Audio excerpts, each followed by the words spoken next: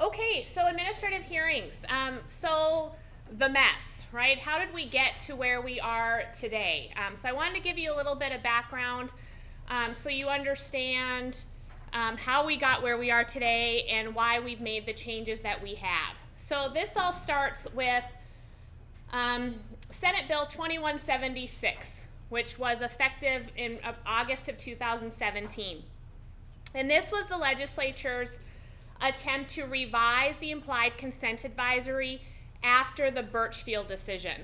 So we all know with Birchfield, the United States Supreme Court said you can condition a breath test, right, a refusal on a breath test because it's a valid search incident to arrest, but they said you can't do that with blood.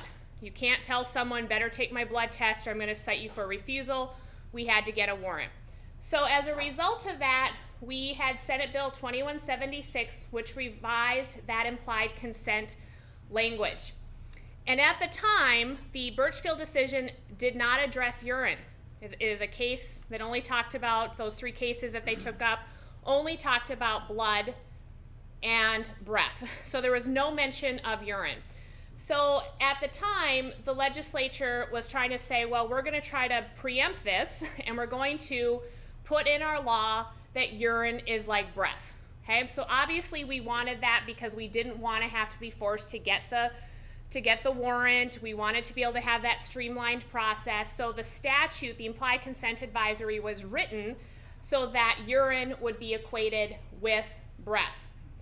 That lasted a very, very short amount of time. And shortly after that, we had the decision of State v. Helm, a case out of Cass County, where they had a urine test and that person refused, and the district judge tossed it and said, I think urine is like blood.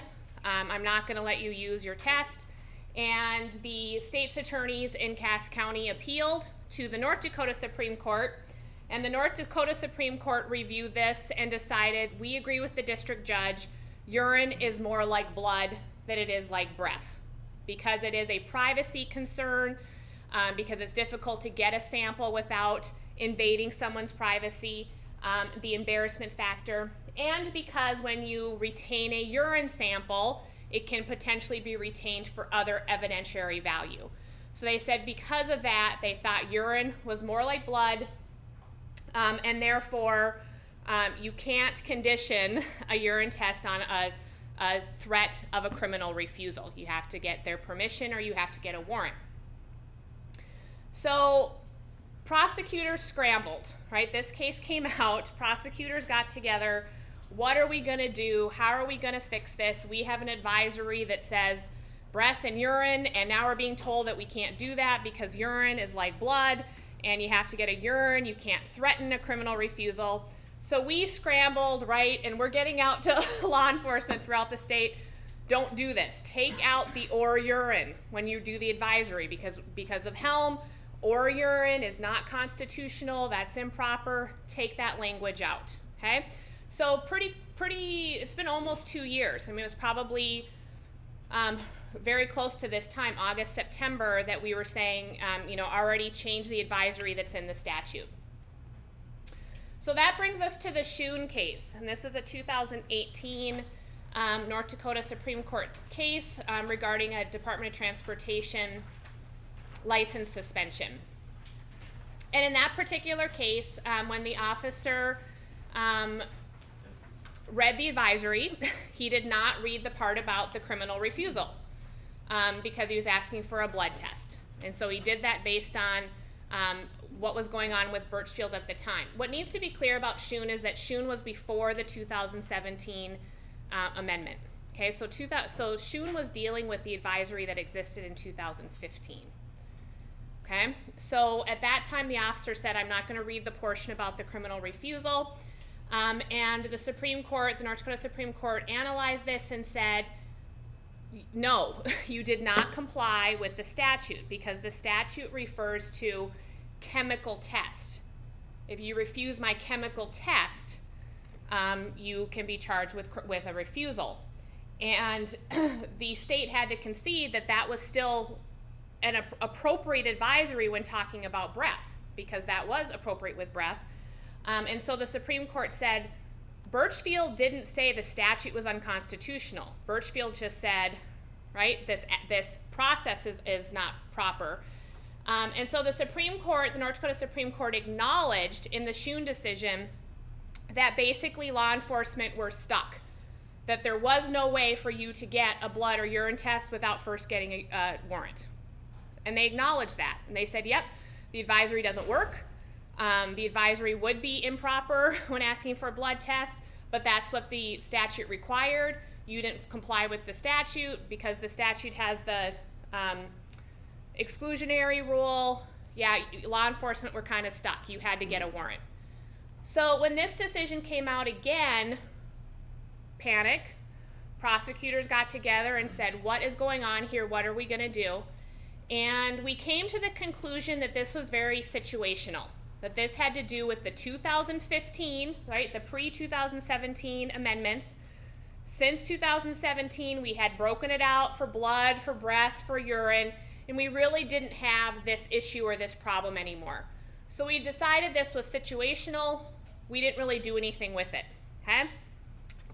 Unfortunately, this case foreshadowed what was going to happen a year later, okay?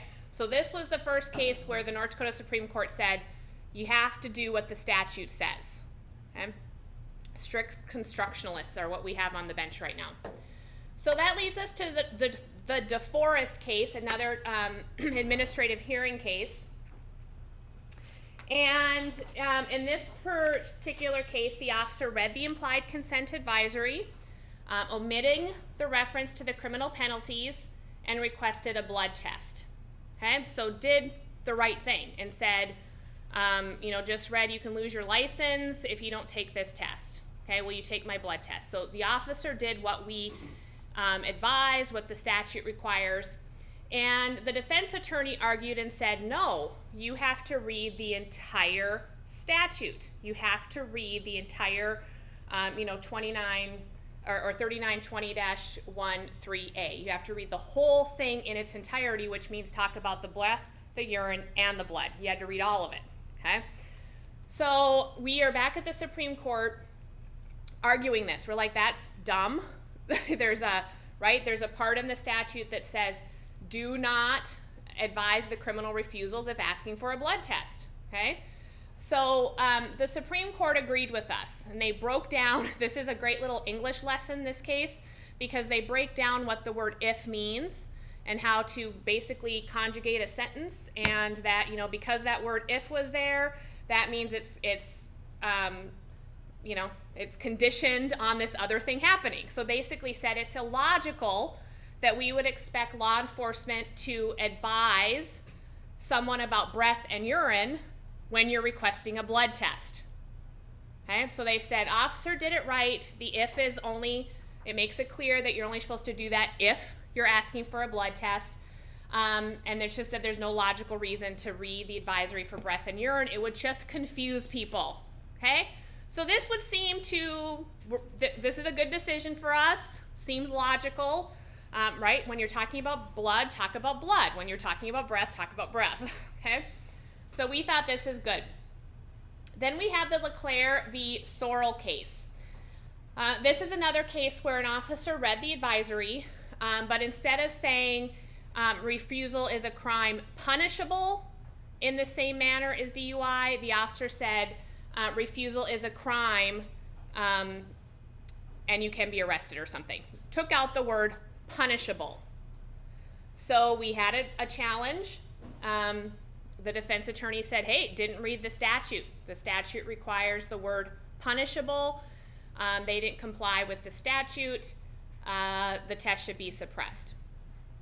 Again, the North Dakota Supreme Court reviewed this and said the word punishable was not a substantive word.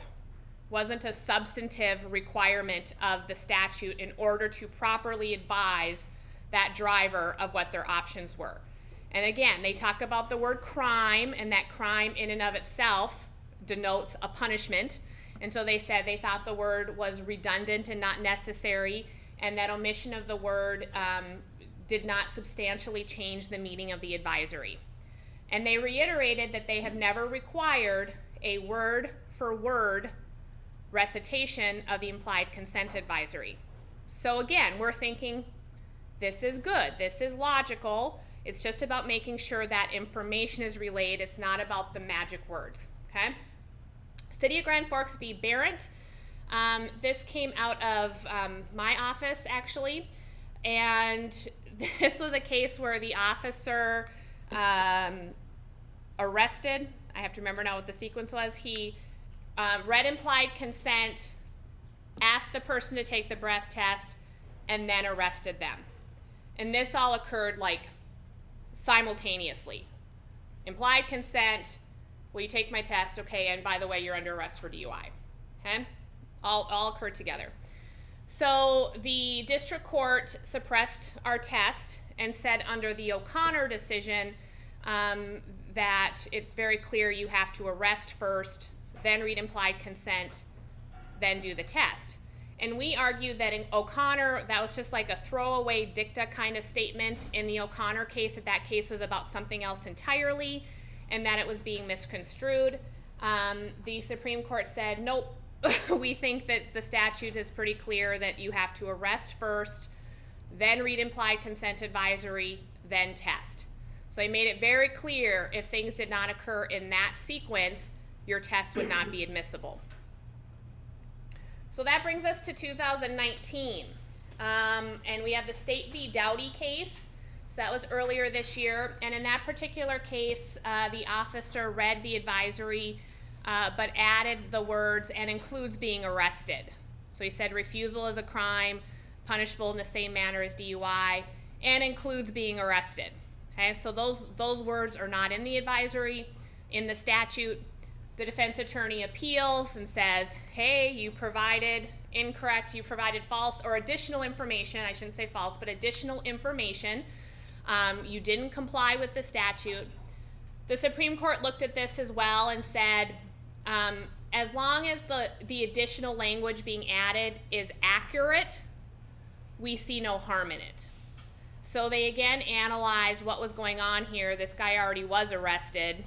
You know, this really doesn't mean anything that the officer said this. It is true. It's an additional charge that you could be arrested for. So they said as long as that additional language, if accurate, does not alter the sufficiency of the advisory, they didn't see a problem with it. So this goes back to that idea, right, that it's not a word-for-word recitation. It's about making sure the information is being relayed in the correct manner, that you're relaying the correct information to the driver so they can make an informed decision about whether to take the chemical test that you are requesting. So looking at this, the reason I go through this chronology is because when you look at this, logically speaking, right, the Supreme Court has said, you know, why do we talk about breath and urine when we're asking for a blood test? That's just confusing. Why are we worried about words that aren't important as long as the relevant information is being relayed? We don't require a word-for-word recitation, so we're thinking all of this should be working in our favor, okay? Until we get to State v. Vegan. And this is the case that set everybody on their heels. We still don't get it. It's completely illogical, but we are stuck with it, okay? Well, until August 1, and now we have a new law. But, so State v. Vegan came out, and this case finally dealt with the instructions that we had given law enforcement 2 years ago, right? When we said take out those words or urine when you're asking for a breath test because it's just going to confuse things. It doesn't work. It's not constitutional. So take out those words or urine. So in this particular case, the officer did that, read the advisory as written in the statute, omitting the words or urine, which is pretty much what all of you have been doing for the last 2 years, correct? Right? That's what we told you to do. So the officer, read the advisory, omitted those words or urine. The hearing officer said, the court said, I think it's fine. The district court said it was fine. There was a conditional plea, so the person pled guilty with the right to appeal this issue to the North Dakota Supreme Court. So it goes to the North Dakota Supreme Court.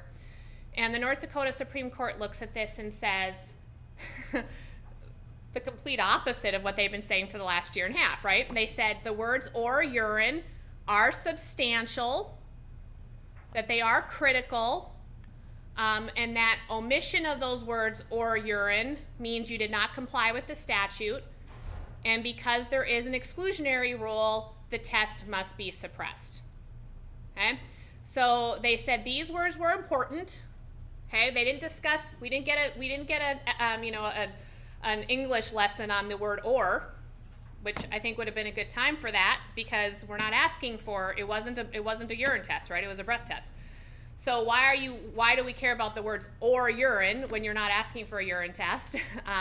We have the fact that they said previously, right? Why confuse things when you're not, talking about tests that you're not asking for? But they said it was required. They said that Helm didn't specifically find the statute unconstitutional. That was the other piece that is still a little bit difficult to understand. They said, Helm, we simply said that you can't condition a urine test on a threat of a criminal refusal. But they said that we never said the statute itself was unconstitutional. So that's the piece that prosecutors are all like, but what else are you saying? If you're saying you can't do that, then by definition that statute doesn't work anymore. We were trying to modify the statute so that it complied with what the court said you could or could not do. They talk about the fact that the defendant didn't actually challenge it on constitutional grounds. He challenged it on statutory grounds. And so they said because it was never a constitutional challenge, that they weren't going to analyze whether it was constitutional. They were going to analyze it strictly on the fact that the statute requires the words or urine. Those words are substantial, and omission of them means your test must be suppressed. So obviously this was the third time in the last 18 months that we've had to have emergency meetings about what are we going to do, how are we going to fix this, what's the problem, law enforcement was already confused enough. We were like, gosh, if we send out another recommendation and another advisory, people are going to be so confused by this and what's going to happen. So what we came up with was follow the advisory on the report and notice form.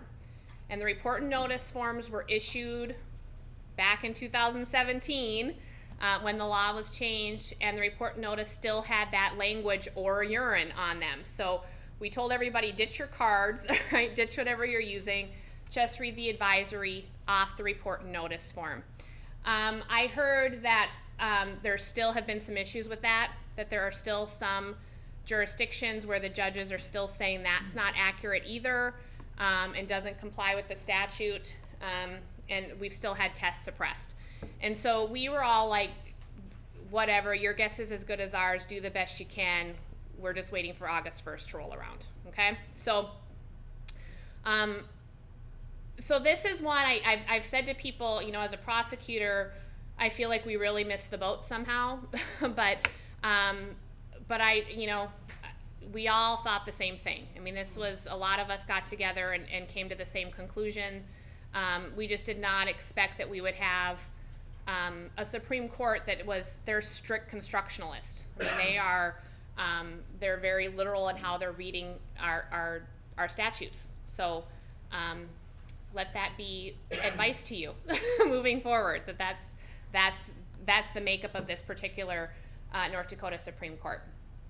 So the good news is that when vegan came out, we were in a legislative session.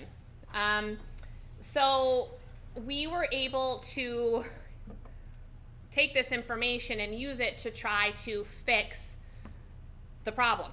And so Aaron Burse was working very hard, worked with a lot of legislators who were involved in this and interested in fixing DUI law. And he worked with them, and we were able to come up with what we think is a good fix. As you know, we cannot ever anticipate all of the arguments that the defense bar will come up with. They're a very,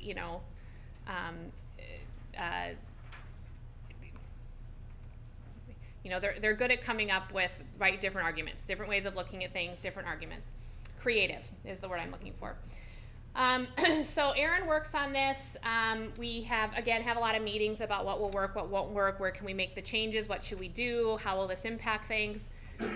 What I'm learning is that I would never be a good lobbyist because the pace that these things move at does not sit well with me, and you have to make very quick decisions to get things done, right? You don't have time to sit and think about it. They're having a meeting tomorrow, and you have to have something presented. So you have to work quick when you're doing this, and so we do the best we can to anticipate what we need and what the problems are going to be, but as you know, there are always some kind of unintended consequences to legislative changes.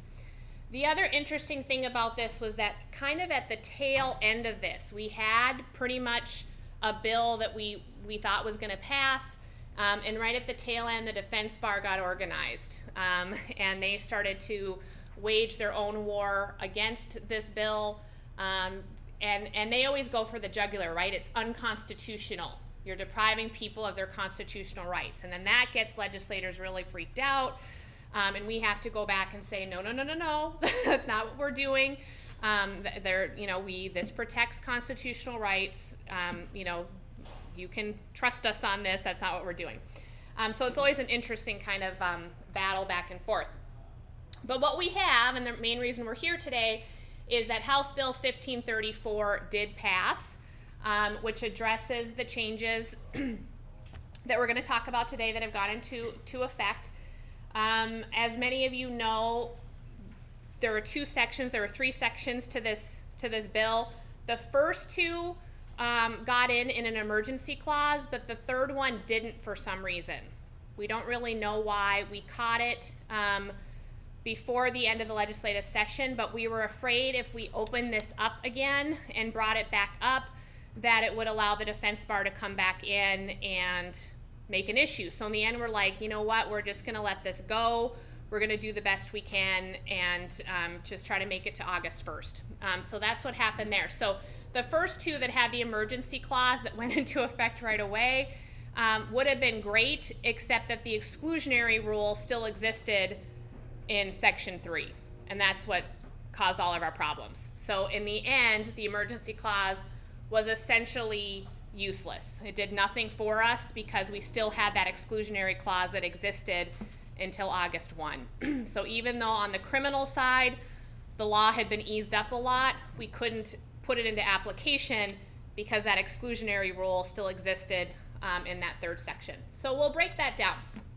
So House Bill 1534, again, went into effect August 1 for all intents and purposes, went into effect on August 1. So the first thing that this did was amend 392001 subsection 1 to put saliva back in. And some of you may recall that saliva used to be in the statute. Some of the people who have been around as long as I have will recall that saliva was there. I think maybe 6 or 8 years ago, Aaron and I said, oh, take it out. We don't use saliva. Why do we even have it in there? That's stupid. And we told them to take it out. And then, of course, marijuana became really prevalent, and then we started to have, roadside oral swab testing, and we're like, okay, sorry, that was stupid of us. We didn't anticipate that. And so we fought to have that put back in, just in anticipation of the drugs and future testing that we might have. We do not have it yet, okay? So North Dakota does not have any method at this time for testing saliva, but we hope to in the next couple years. And I'm sure all of you have heard of other states that are testing, roadside devices to test for drugs. So we're looking at trying to do something like that in the next couple years. So we got a little bit ahead of ourselves, but we're hoping now if we want to do a pilot project or something, we're in better shape to get it done. So we put saliva back in. All right. The bill also amends 392001 subsection 2, and it says very specifically, this is the part that was changed, the tests, that should be test singular, the test or tests must be administered at the direction of a law enforcement officer only after placing the individual under arrest for violation of Section 390801 or equivalent offense. For the purpose of this chapter, the taking into custody of a child under Section 27-2013 or an individual under 21 years of age satisfies the requirement of an arrest. The law enforcement officer shall determine which of the tests to be used. So this language still requires that someone has to be under arrest before you can test them. Okay? So you still have to place them under arrest before you can ask them, before you can have them, okay, submit to a chemical, breath, urine, or blood test. Okay? We know that taking a child into custody or someone under the age of 21 meets that arrest requirement. Okay? So the arrest must occur before the test can be administered, right? So the good news here is, if you recall the Barrett case, City of Grand Forks v. Barrett, and that's the case where the Supreme Court said, no, you have to arrest, read the advisory, then do the test. This fixes that, okay? So we have that this just talks about after placing the individual under arrest. It doesn't say anything about implied consent. Okay? So that brings us to 3920.01.3a, which is the new advisory. The law enforcement officer shall inform the individual. It no longer says the individual charged. Okay? We took out the word charged.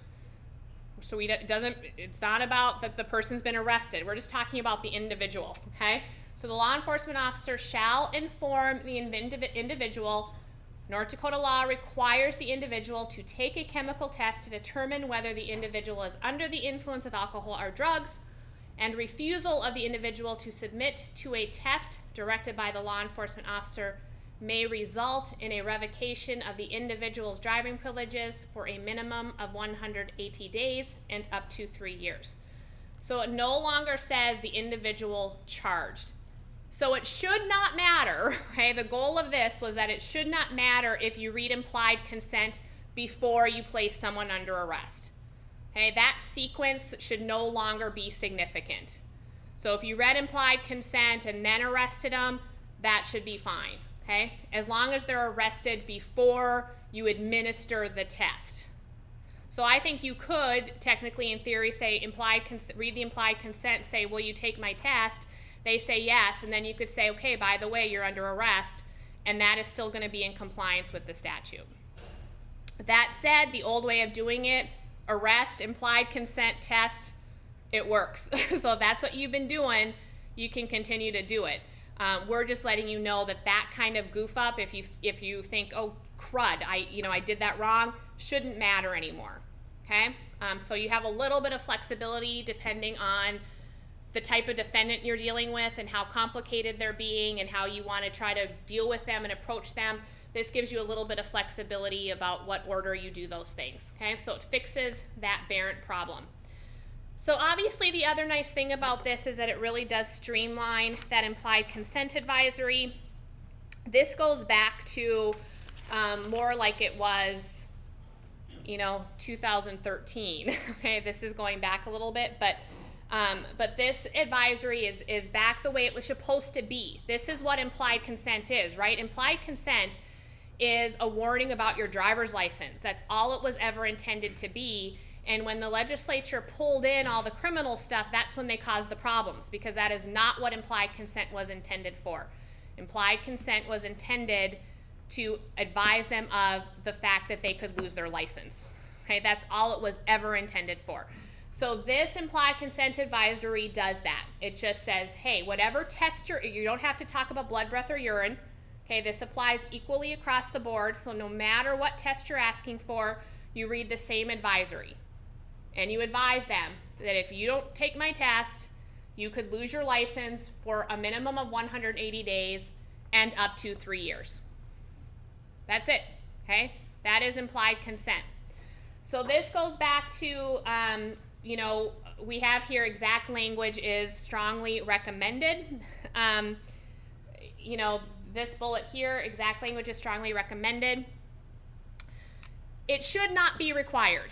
Okay, the Supreme Court has said for years, and they said as recently as 2018, in 2019, they have said that we have never required a word-for-word recitation of the implied consent advisory. Okay, they've never have. But what they have required is that you substantially comply. So that was one of the discussions we had. It was like, what kind of language could we put in here that just makes it clear that it's about substantial compliance? But we were afraid if we started to do that, then they would start analyzing what is substantial compliance, right? And that would cause a whole other slew of problems. So, so we streamlined the advisory. It's the same now for blood, breath, urine, and it's what implied consent was intended for. This is just about license revocation, okay? This is directly out of the statute, okay? We'll get to how we're changing it, modifying it for you a little bit later, but that's the language that's directly in the statute, okay? Questions about that? And we'll talk about implied consent a little bit more. Now, you talked about the order of the recitation of the implied consent advisory as it applies to arrest. Is this reading of the implied consent separate, a different reading from when you request a preliminary breath test? Okay. It is. The advisory for the preliminary breath test did not change. Okay, so that advisory is still the same. And must be read separately. Correct. From this reading. Yep. And that was the problem in the O'Connor case that I didn't talk about today, but that Barrett referred to. In O'Connor, the officer read the advisory for the PBT and then said, hey, you remember that advisory I read you earlier? You know, that, keeping that in mind, you want to take a breath test now, or whatever test it was. And the Supreme Court said, you have to read the advisory. It's a separate advisory for the chemical test, okay? So that's been made clear. So the PBT advisory did not change, and that is still a separate advisory from the chemical test, okay? The evidentiary chemical test advisory. Good question. So 3920.01(3)(b), okay? This is the exclusionary rule. This is the part of the statute that said, if you do not inform the driver of the implied consent advisory as required in 3A, your test cannot be used in a criminal or administrative proceeding, okay? That was the problem, and that is what the Supreme Court was hitting on time and time again, was that, that 3B, okay? They even said, in most of those decisions, they said, the legislature needs to fix this. They repeatedly were telling the legislature, fix it, okay? So they were certainly sending a message to the legislature that this was stupid, okay?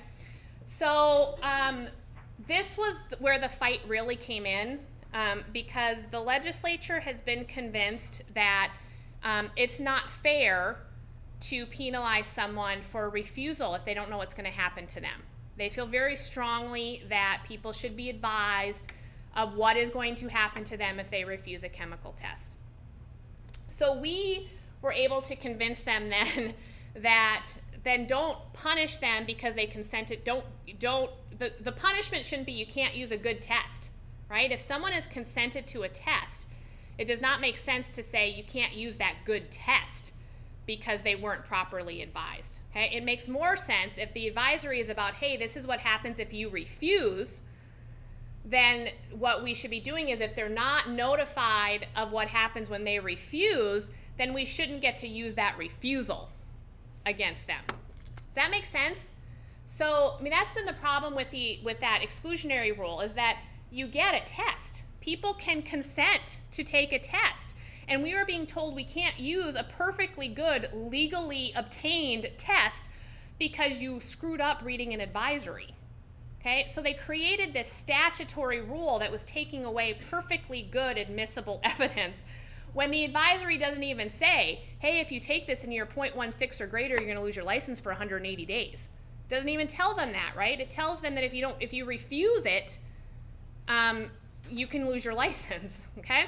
So we were able to convince, or Aaron, I guess, was able to convince the legislature that that should be what the consequence is, that if they're not advised of the consequence of refusing, then the refusal should not be admissible.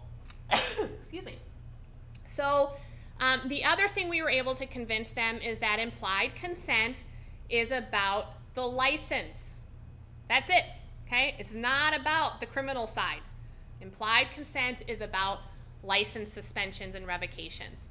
So the two really good things that came out of this were that it says proof of the refusal is not admissible in any administrative proceeding. So there's no reference here. So if you forget to read the advisory and they take a test, the test is good, okay? Because they consented. Consent is an exception to the warrant requirement. They can consent to taking that test, right? We have no constitutional violation. The test comes in, okay? But if you forget to read the advisory and they don't take the test, that refusal is not going to be admissible in the administrative proceeding, okay? Only the administrative proceeding, because implied consent should only impact the administrative proceeding, not the criminal side. So we're pretty excited about this, okay? We're excited that this is only impacting refusal cases now, and it's only going to impact on that administrative side, in theory. Okay, that was the goal anyway. So this is good. So as I said, I'm going to repeat myself. If you forget to read the implied consent advisory and they take the test is still admissible. If you forget to read the implied consent advisory and they refuse, the refusal is not admissible in the administrative proceeding. Okay. So the gist of this is we still want you to read the advisory, okay? We still want you to. This is how we're going to get those license suspensions. This is how we're going to be able to pursue the administrative side, the advisory, and it says the officer shall, right? So again, it is still a requirement of law enforcement that you are supposed to read this advisory. It's just a little bit less critical now if there's an error or a problem, because it should only impact the administrative side. And we aren't necessarily going to lose the criminal side. Questions about that? I'm getting some head nods. Are people following me? Okay. So there was also a change to 390801 subsection 1. 390801, of course, is the criminal side. It's the criminal statute. And they added a subsection F. So we have, A is under the or A is per se, B is under the influence, C is drugs, D is combination, right? We go through all those. E is the refusal. So it talks about refusing is a crime. And then they added F. And it says subdivision E, subdivision E does not apply to an individual unless the individual has been advised of the consequences of refusing a chemical test consistent with the Constitution of the United States and the Constitution of North Dakota. I love it, okay? This is great stuff. So this is saying the refusal, remember I said the legislature really feels that people should be advised of the consequences of refusal. What's going to happen to them if they refuse? So this, on the criminal side, we've separated administrative from criminal. So on the criminal side, we're saying, hey, if they haven't been advised of the consequences of refusing, then you can't use the refusal, okay? But you'll see here that there's no magic language. It doesn't say you shall inform them of this, okay? It just says that they haven't been advised of the consequences consistent with the Constitution, okay? Well, I mean, it's brilliant, right? So the legislature feels good because they're making us all be constitutional because, typically we're not, right? So, I mean, that's just dumb. But it means nothing, okay? I mean, the Constitution doesn't require that anyone be notified of the consequences of refusing. There is no constitutional requirement. Those are statutory requirements. Those are not constitutional requirements. All the Constitution says is that you can't condition a refusal, right? Or you can't condition giving a blood or a urine in North Dakota on the threat of a criminal refusal charge. That's all the Constitution says, okay? So there is no magic language, there is no requirement, except that the legislature wants you to, okay? So this was the compromise that Aaron came up with to say, okay, legislature, we hear you, and we will, make sure that law enforcement are still telling people that if they refuse, they're gonna, they could be charged. But there's no magic language, and there's really, I would say arguably, if you forget to do it, we probably could still win, okay? Because there is no constitutional requirement to do it, okay? So that, that's the one that's gonna have the most challenge, I think, and we can talk about that. The other thing that we changed in 390801 is that we added or made it very clear that the language about if you're using your drugs as prescribed, right, that's a defense. They've made it very clear it's an affirmative defense now. So it's no longer on us, on the prosecution and law enforcement, to prove that they were not using it as prescribed. They have to prove that they were, because we've made it an affirmative defense. So we hope that helps us, especially as we see more medical marijuana and those kind of things. That being said, this is where law enforcement need to get used to asking those questions. Now that we have medical marijuana, you need to start asking, do you have a medical marijuana card?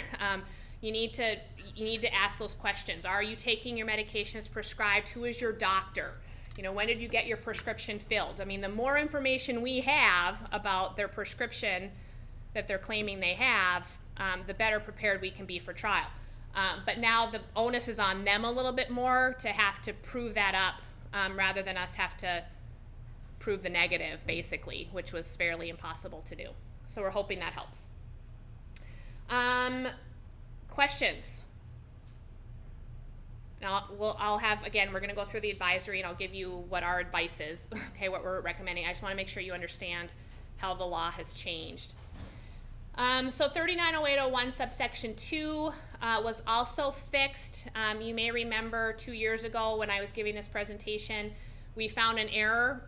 So they had removed the criminal refusal for the PBT. Do you remember that? But then they left the language in there about curing it and stuff. That made no sense. I'm like, you can't cure it, it's no longer a crime. So we finally just got that fixed, okay? So it took out all reference to 392014 because there is no longer a cure requirement or anything with that. It's not a crime anymore, okay? So that was a non-issue. So you don't have to cure.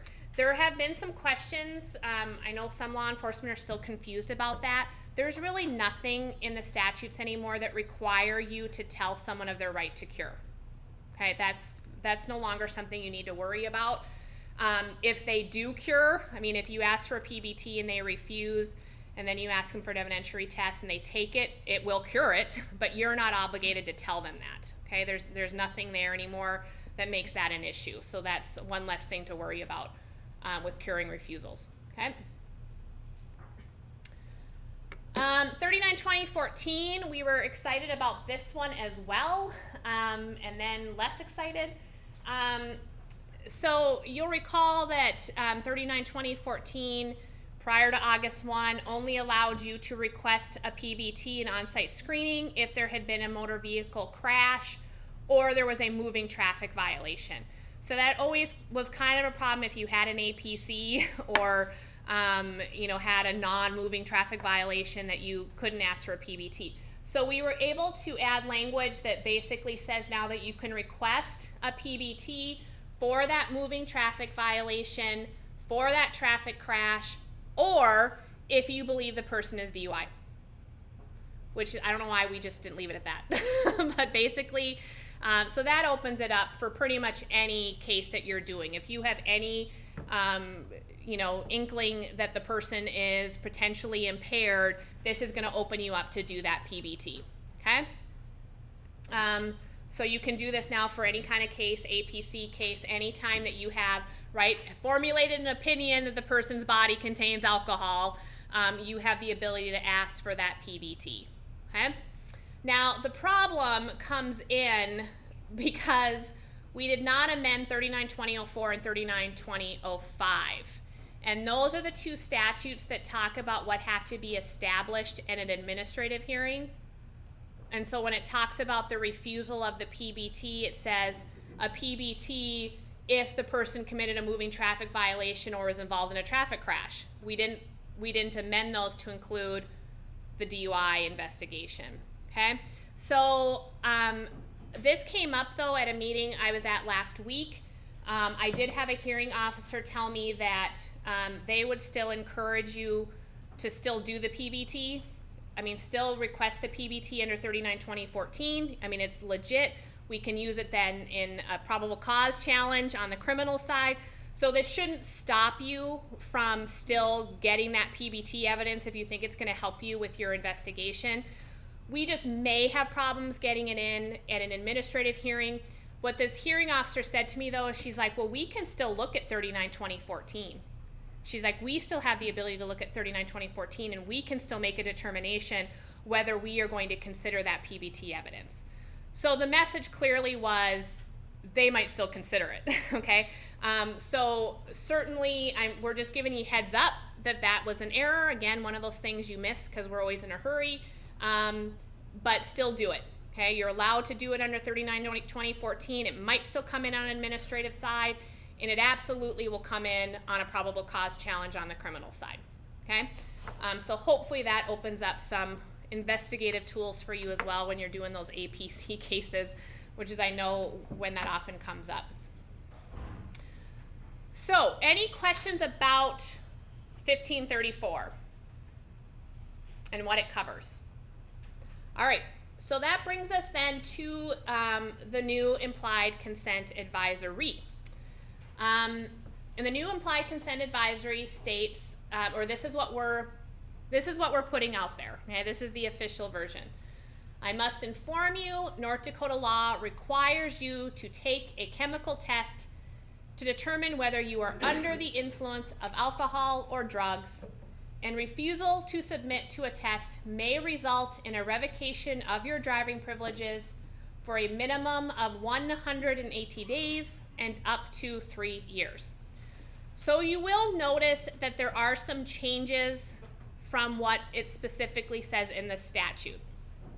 And the statute talks about the individual, okay? And we changed this to you. So we wanted this, again, in talking with the AG's office, we still want this to be comfortable for you and a normal way of talking, right? When you're giving the advisory to the subject. And you're not going to talk about someone in the, right? Like you're not really talking to them. You're not going to just read the statute and say, I must inform the individual that, you know, it doesn't seem like it's directed to the person.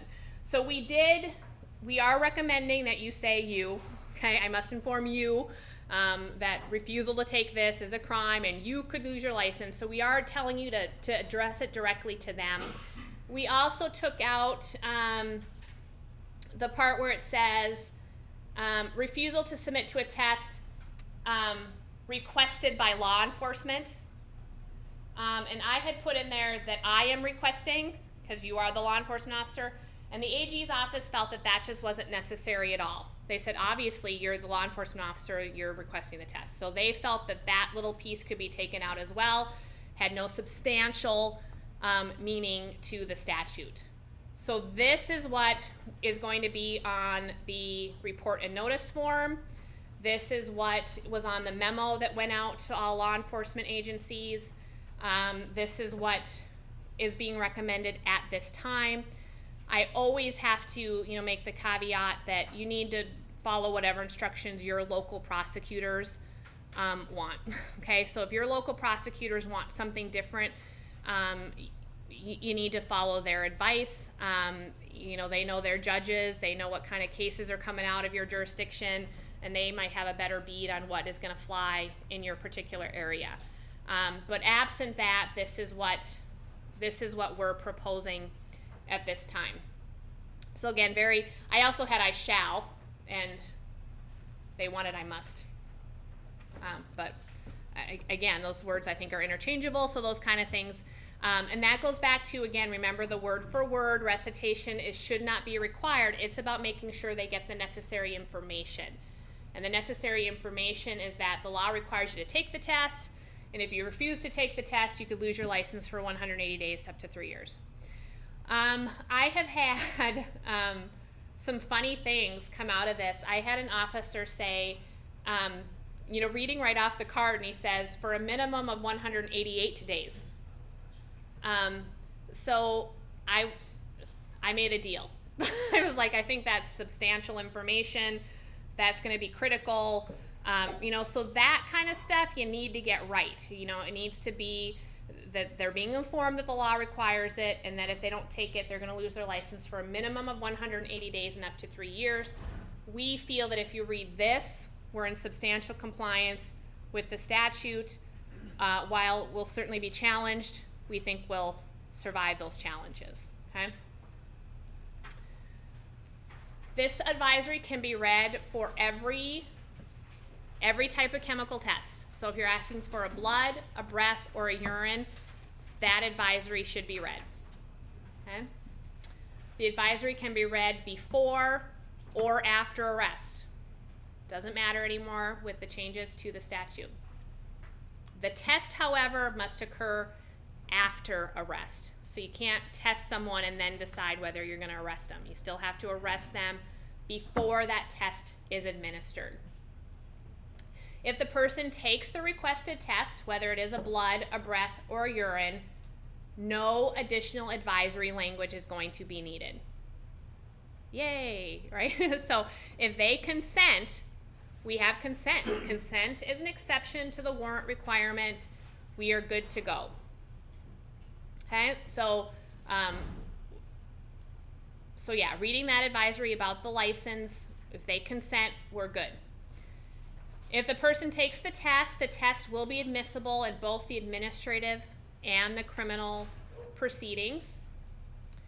If the person refuses the test, the refusal will be admissible in the administrative proceeding. If you've read the advisory and they refuse, the refusal will be admissible in the administrative proceeding.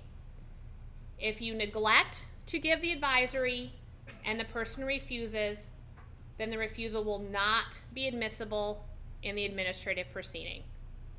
Okay, question over here? Yeah. Yeah. This implied consent advisory is the only implied consent advisory that will be read during an interaction, a stop, or whatever. Why does it not include anything about a preliminary breath test?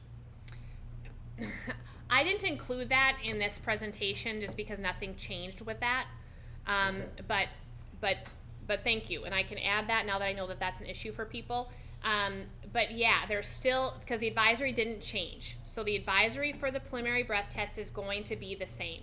So It's going to be different than this. but it's different than that one. Right. And the only difference is that it says this screening test that I am requesting. The other thing about that is that the PBT statute is written very oddly, and it's not normal English. So they basically say, I'm trying to do it off the top of my head, but if you are refusing the PBT, you shall inform them that they can be revoked, that their privileges, anyway, it switches it around, right? It says their privileges to drive shall be suspended for a minimum of 100 days up to 3 years. So it switches the order, and we do it the same way. We do it the same order. So the only words you're changing are the screening test versus, so it's not a completely different advisory. It's essentially the same, but it does require you to include those words for the screening test. Okay? Question? Yeah. So we read this and we need to get urine or blood. Are we still going to be required to do the search warrant? Yes. So, well, no. I mean, if they consent, they've consented. The problem I think most jurisdictions have is that the hospitals won't do it without a warrant. Correct? So that's the rub. Okay? So I just want to check this though before I move on. 392014.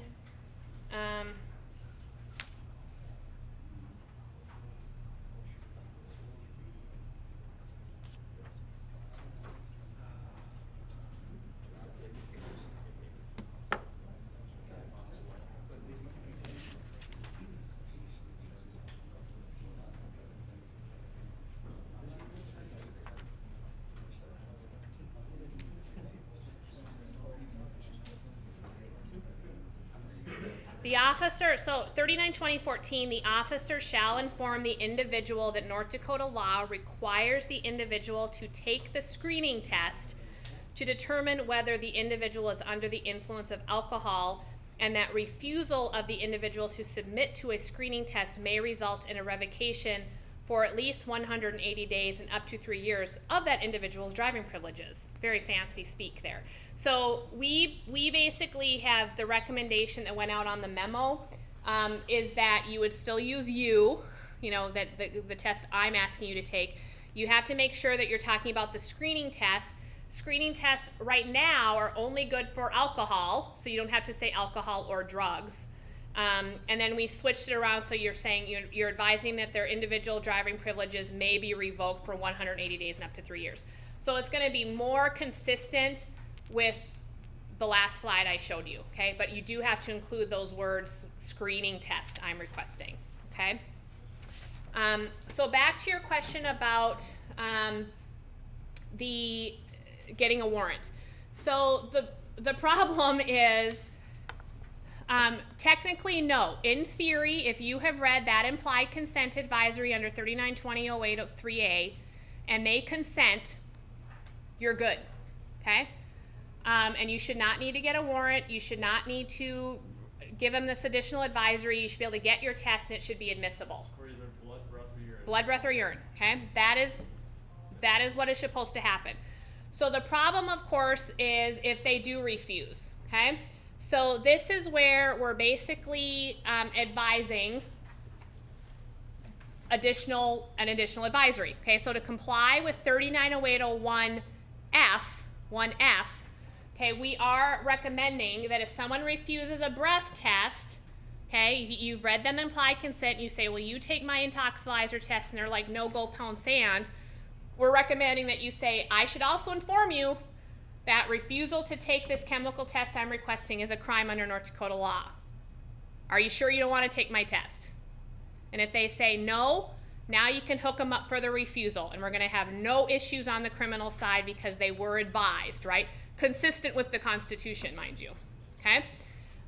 So no magic language. This is just an example, okay, of what you could say. You could say, by the way, if you don't take this, I can charge you with another criminal offense of refusing. I mean, there's any way you can say it to share the information that if they don't take your test, they can have additional charge, okay? But we thought you probably would prefer kind of having a script and knowing what you should say, so we came up with this, which is similar to what you've been saying, okay?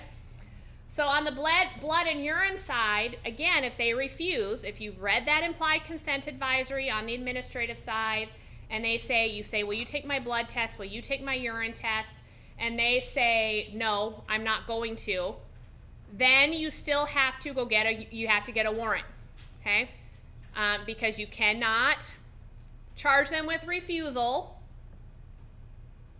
on threat of a criminal charge, right? So in that case, you would still have to go get your warrant. Once you have your warrant, you would come back and say, look, I have a warrant, and so I'm going to inform you that if you don't take my test, it's a crime under North Dakota law. Do you want to take my blood test? Do you want to take my urine test? Okay, and if they say no, then you can hook them up for refusal. If they take it, then great, we have a sample that we can test, okay? So it is still a very similar process to what you've been doing. What is better here is that there's no magic language. It's just making sure you guys need to get something that you're comfortable with so that when you go into court, you can say, I advise them of this, and you know exactly what you said, and you say it the same every time so that you're comfortable with the court process, and we can meet that requirement, right, that they were notified of the consequences of refusal consistent with the Constitution. So that would only be required on the blood and urine, though, after you get the warrant, okay? So we can't refuse them without the warrant, but if they consent, we're good to go. So the problem that has come up, or the issue that has come up, the question that we keep dealing with is the situation where you already know you're in a jurisdiction that you have to get a warrant for a blood test, okay? So I think a lot of officers are just right away starting that process before they've even maybe technically completed their PC investigation. and they're having, you know, another officer want you to go start this or whatever, which is fine, right? The quicker we can get this stuff processed, the better. So in that case, you technically could, if you have that warrant, you could read it all at once. I mean, you could still do, you know, the advisory and then say, and by the way, it's, you know, I have a warrant, so it's a refusal if you don't do it. You know, you can do it all at once if you want.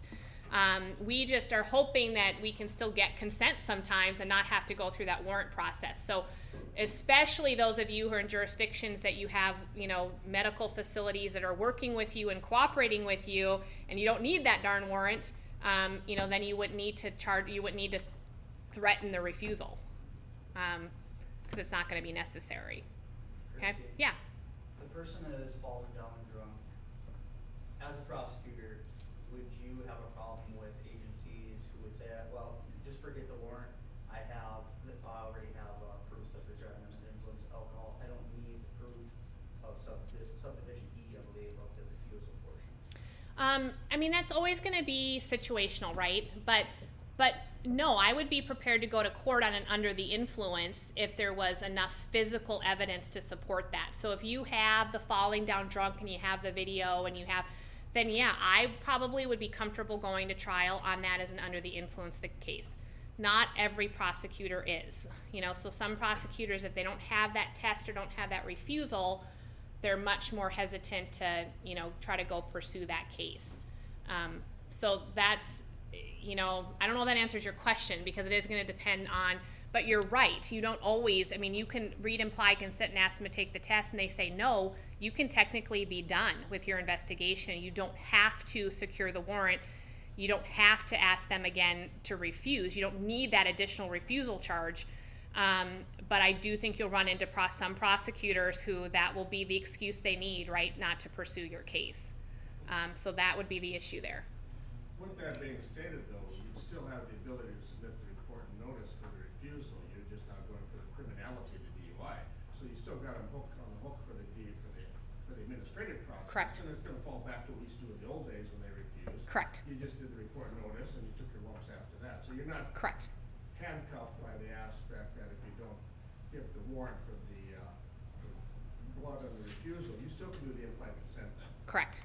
Yep. And you're right. That is how we used to do it before we had, right, the criminal refusal charge. If they refuse, we'd hook them up on the administrative side, get the revocation, and then, you know, most likely, probably 90% of the time they got amended down to refusal or reckless, excuse me. But if you have that, you know, and we have videos now. We didn't have good video evidence either, you know, 8 years ago when we were doing that. So perhaps, you know, if you have good physical evidence, we'll have prosecutors who are more willing to pursue those under the influence cases, even if you don't have the refusal.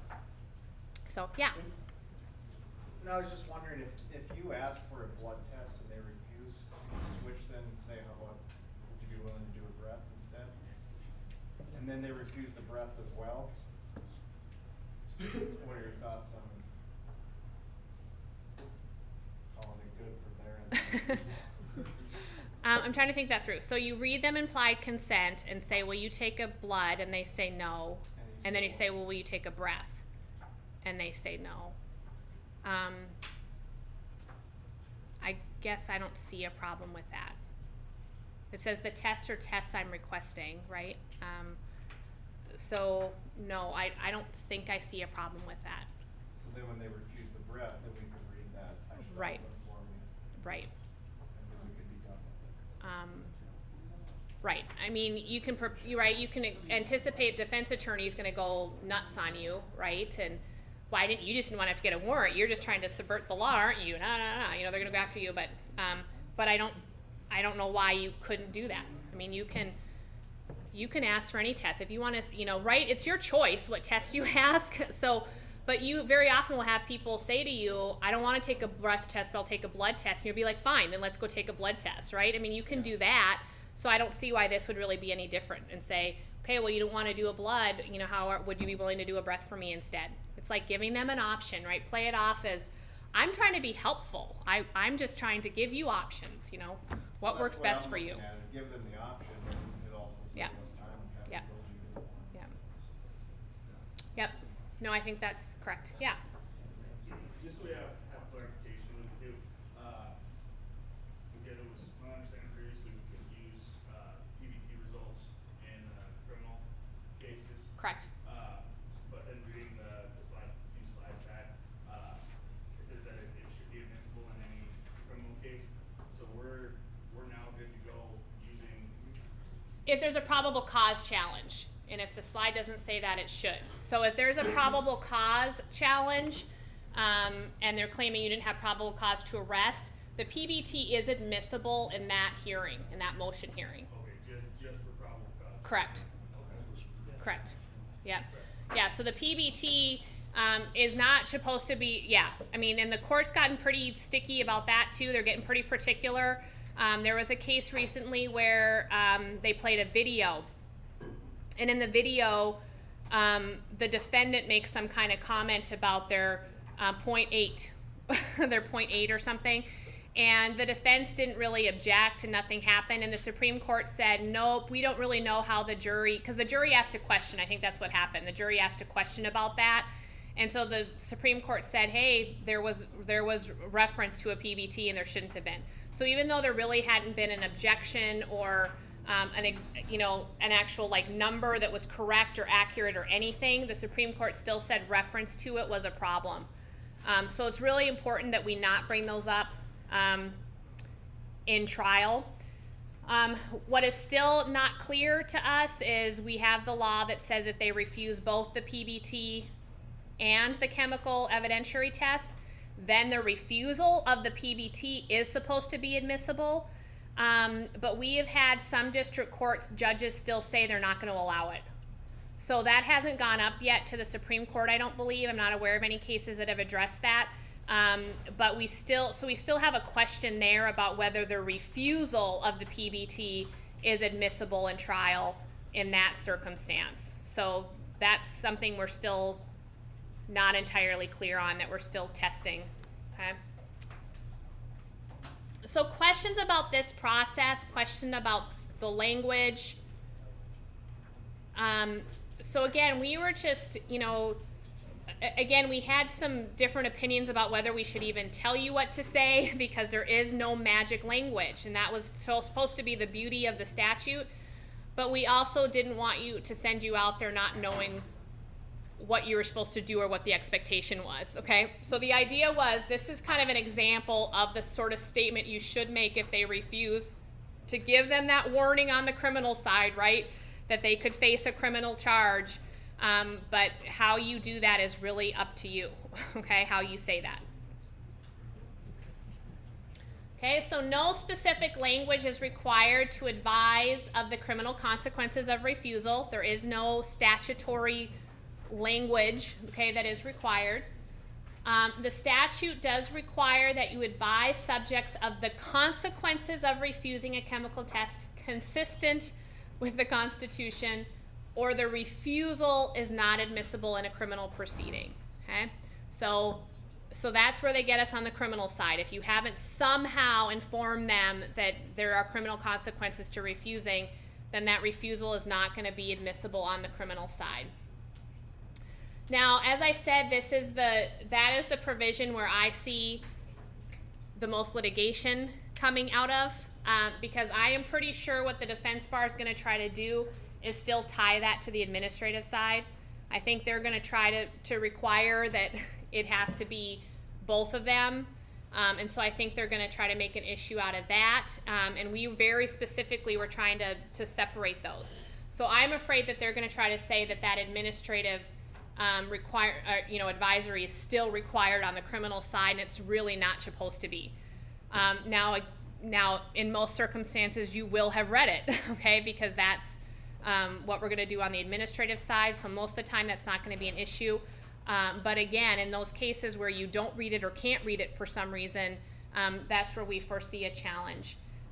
Again, I already talked about the fact that, the beauty of this is that the Constitution doesn't require an advisory. So when you're analyzing this particular provision, consistent with the Constitution, it means nothing, really means nothing. So that's where, again, we think we'll have some wiggle room with what you say and how you say it, because It's not even really required, okay? And we're only doing it and recommending it because that's what the legislature thought they were doing.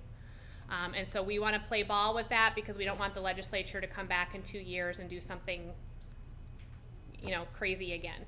So we're just trying to, you know, meet the intent of what they were trying to do, okay? So again, the legislative intent was to make sure that persons knew the consequences of refusing, but there was no magic language that was going to be required. And this does not impact chemical test results, which will still be admissible whether an advisory is given or not. So that is the real beauty here, is that if you just choose to not read implied consent at all and they consent to a test, that test will be admissible, okay? So we're in good shape on that side. So where we need to be careful is on those refusals now, which is kind of the opposite of where we've been, right? I mean, for the last year, the refusals have been the sweet spot because the advisory doesn't do anything to a refusal. So we are kind of switching gears here, and now we have to be more careful and cognizant of what we're doing on the refusal side, because that's where we could lose evidence.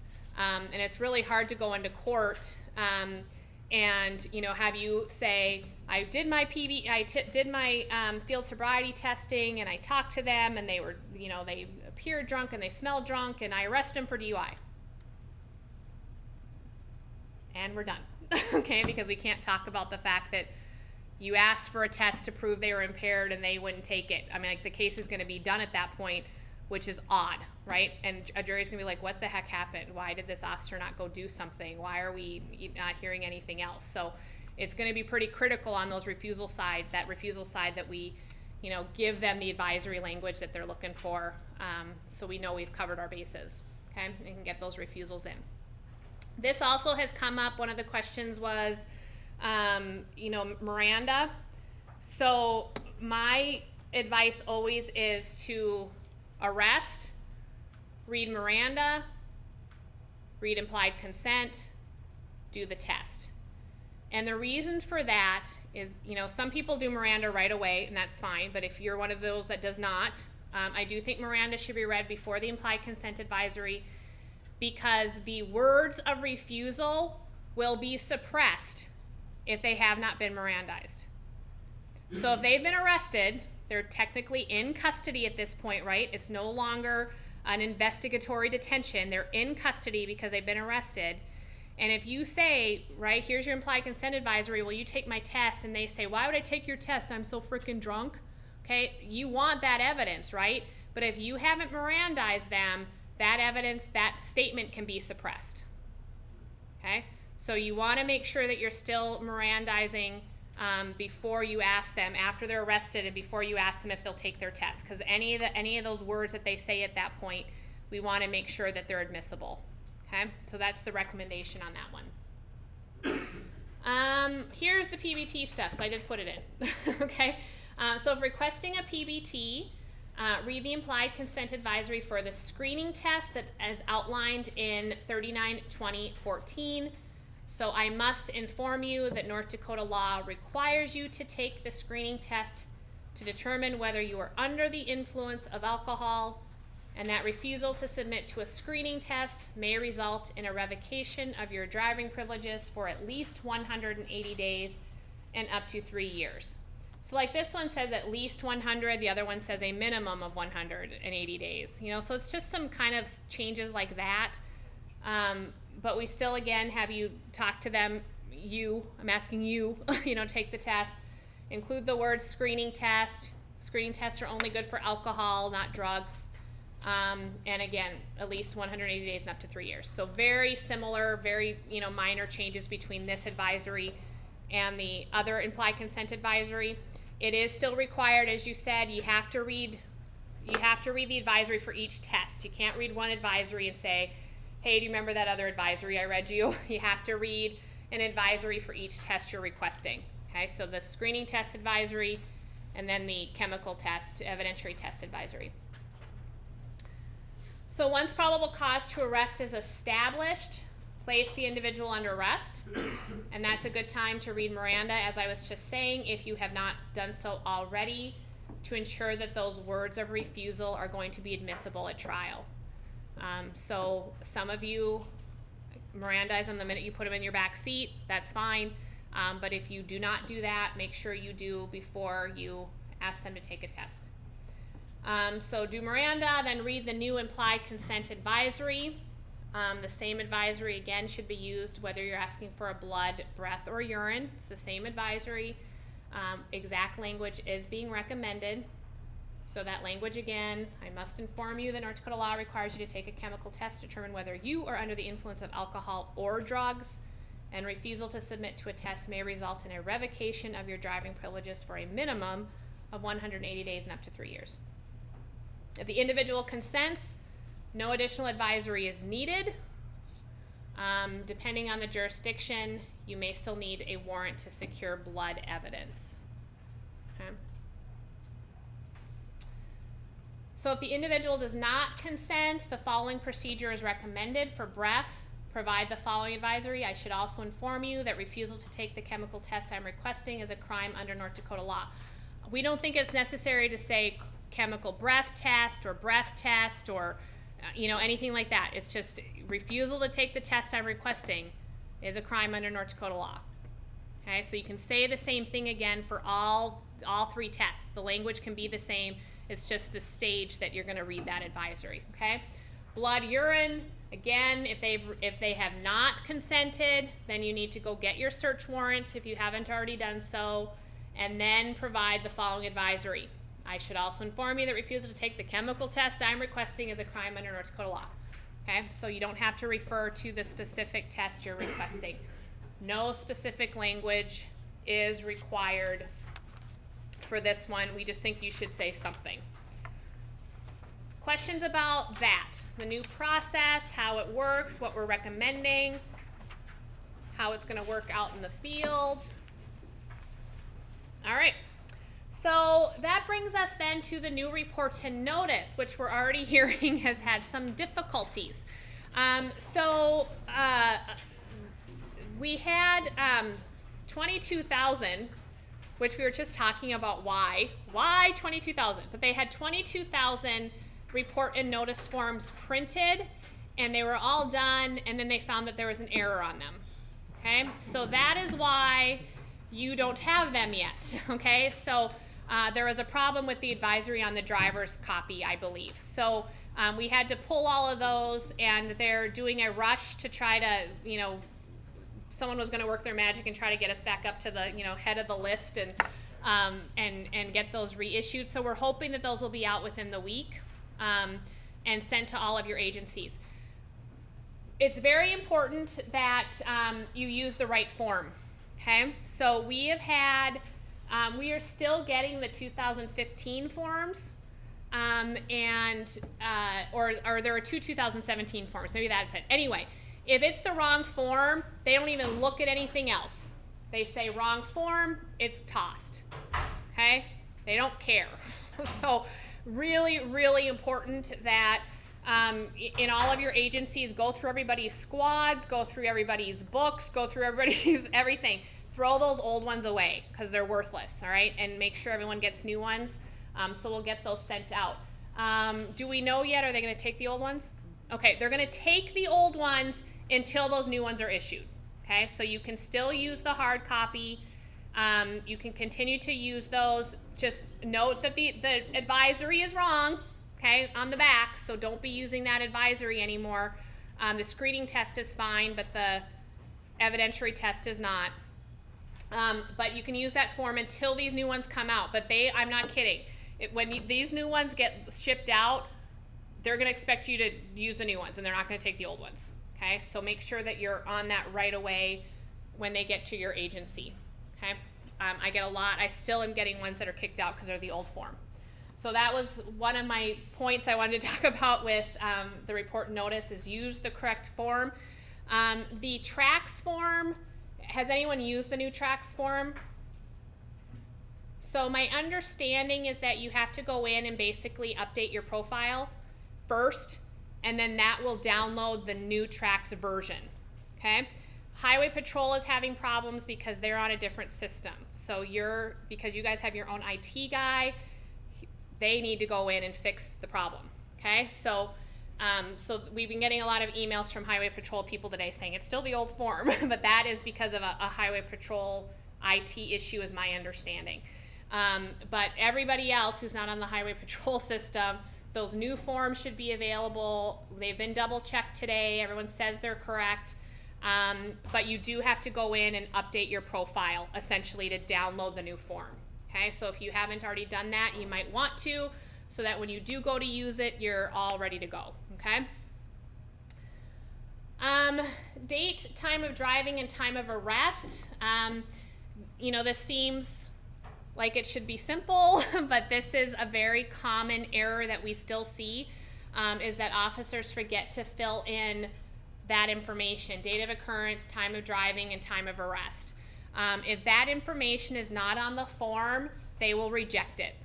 So when they get a report notice at the DOT, whatever department gets those, they look at them and they have a checklist, and they basically go through and say, this is wrong, this is wrong, this is wrong. If any of those things pop up, done. Okay, never gets to a hearing officer, never is going to be considered, no license, suspension, or revocation. So this is one of those things where, you know, accuracy does count, that it has to be done correctly, and if critical information is missing, then we're done. Okay, so that is one that's very often missing. I think what happens is you probably are supposed to call, right? You have to call in to get the time, and you forget. So make sure that you're, you know, when you are submitting them, you know, make sure you're proofing them and making sure all of that is filled in. Also, some officers they've gotten a little bit better with this, but some officers do military time and then mark AM or PM, and that is just too complicated for some people to figure out. So, you know, try to use regular time and then mark the AM or PM. The AM or PM needs to be correct as well. So when you have those that go, you know, you start it in the PM and it goes into the AM, you need to make sure you're marking the right box, okay? Because otherwise it looks like it occurred 24 hours later, and they're going to toss it. Okay, so you need to mark the right box. Sorry, this one got a little distorted. They did add a new box. So this, I believe, is new. The screening test was administered in accordance with the approved method. So if you are doing a screening test or a PBT, make sure, right, you have officer formulated an opinion the individual's body contains alcohol, they are advised of the implied consent advisory, and they either refused or it was administered. Okay, and I think that's to help the hearing officers. I think that was a request they had, because sometimes they weren't able to tell, like you would mark the box that you had read it, but then there was no box that they had refused it or taken it, and so they weren't always clear whether they were dealing with a refusal case or not. So that was supposed to help them, I think, more than anything. All right, so new box to be aware of. Okay, so the other issue here is making sure that you fill in the test results when you get them. So this is another very common mistake, is that officers, you know, get the report notice already, and then when they're done with that breath test or that blood test comes in later, they forget to fill that information in. So you need to make sure that you're marking which box, whether it was a refusal or a test, and then make sure you indicate the time obtained over here and the test results. Okay, I'm not seeing too much of this, but you don't need to include the words by weight. That issue's been resolved. The Supreme Court said it's not necessary, so you don't have to write in by weight, but you do need to have those tests, and that's again where that AM and PM becomes important, so we can make sure that that test was given within 2 hours.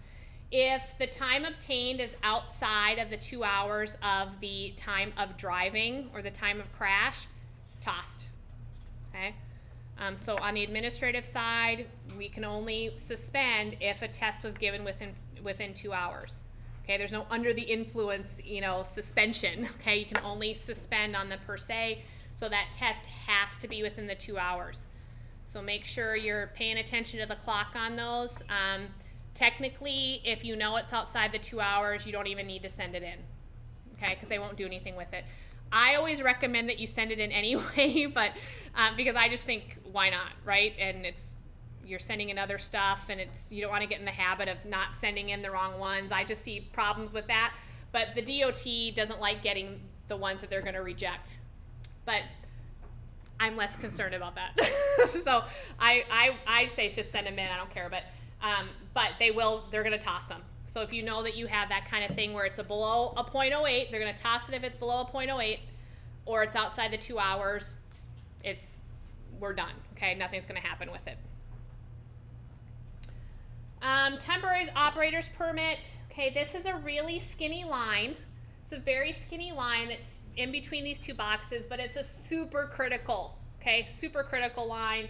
You have to mark whether you issued or mailed the temporary permit and the date. Okay, now remember that if it is a breath or a refusal, you have to issue it immediately. Okay, the only time you can mail it is if it's a blood or a urine and you're waiting for those test results. So we get a lot of refusal cases that are mailed later. I don't know why that is, but if it's a refusal, you need to issue it right away. Okay, before you walk out of the correctional center or whatever, you need to make sure you give them, you've issued it and you've dated it.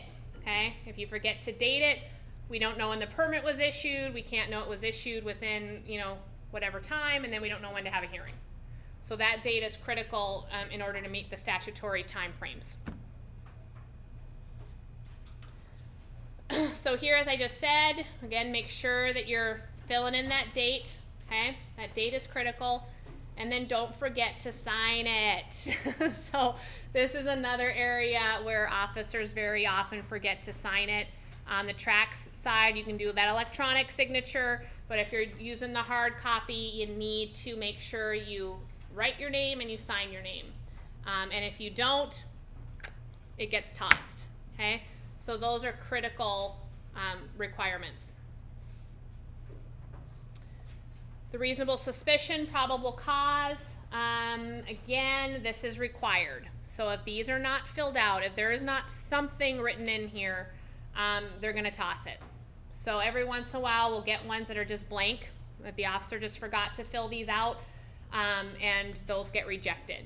So there has to be something on the face of the document so that the department can say that you had reasonable suspicion to stop and probable cause to arrest.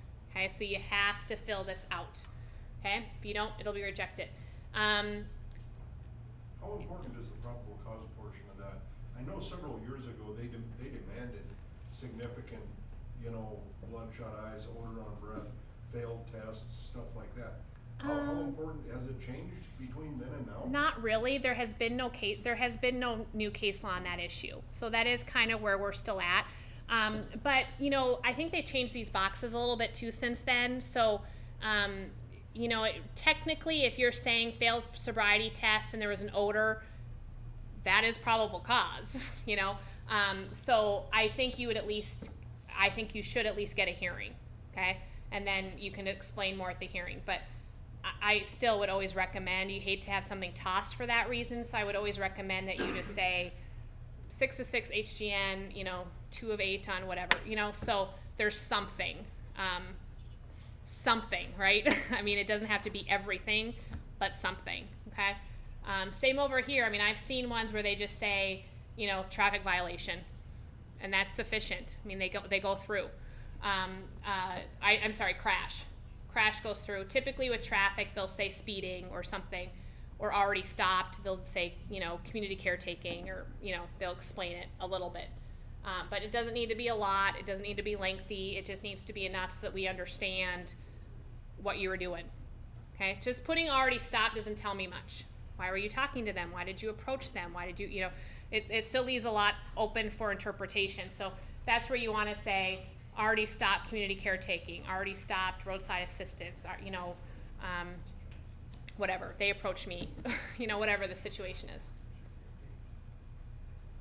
And then down here again, you have to sign and date a second time, so don't forget that down at the bottom as well. Signature, name, date, okay? So all of those things need to be on there. Failure to do any of those is going to result in it being rejected. So as you know, there are 3 copies to the report and notice. And do you guys get drafts of those? Did everyone get copy of the report notice. I saw one of them here. Yeah. So we have the 3 versions: the driver's license version, the law enforcement version, and the driver copy.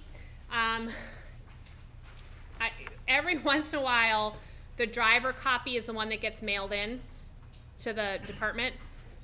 Never the law enforcement copy, which is interesting. It's usually always, if there's a mistake, it's the driver copy that was sent in. The problem with that, if you look at the form, you'll see this, but the driver copy doesn't have the probable cause and the reasonable suspicion boxes. So when the department gets that, they can't know. They don't have a prima facie showing of why you stopped them or why you arrested them, and so they have to reject it. Okay, so it's important to make sure that you're sending the right copy into the department so that they can take action on it. So there's that one report for the DOT, one report for you, and one report for the driver. Driver's copy does have that notice to driver. So here, this just came up with me. I just had a DUS case where the kid it was a minor 0 tolerance. So he was issued a report notice for MZT, and then just given a minor in consumption. Okay, went to court, pled guilty to his minor, got his deferred, right? And the court doesn't ever explain anything about their driver's license. The court probably doesn't even know, okay, that there's this report notice and MZT suspension. So the kid, 28 days later is driving, suspended license, okay? So he fights it. And we have an issue. They want a notice requirement. They're challenging notice, okay? So I had a couple problems here because we don't keep the driver copy anywhere, right? You give the driver's copy to the driver. There is no other record of the driver copy. So I had no proof that the kid had actually been advised, okay? And this is why this is critical, because it says the notice to driver, unless you make a timely hearing this request, this notice is the director's order suspending or revoking your driving privileges. This is the order. This is the order. They do not get anything else. They are never mailed anything. So when you issue this report and notice, that is that. That is the notice they get, that if they don't request a hearing, they lose their license in 25 days. Okay? So this is really important that they get this notice. And then this hearing request talks about you can have a request. The hearing must be done you must request it within 10 days of the issuance of the temporary permit. So this is why it's so important that you date the permit, because they have 10 days from that date to request the hearing. If you don't date it, that permit, we don't know what was issued, okay? And that permit is good in perpetuity because we don't know when it was issued and we don't know when they would request a hearing.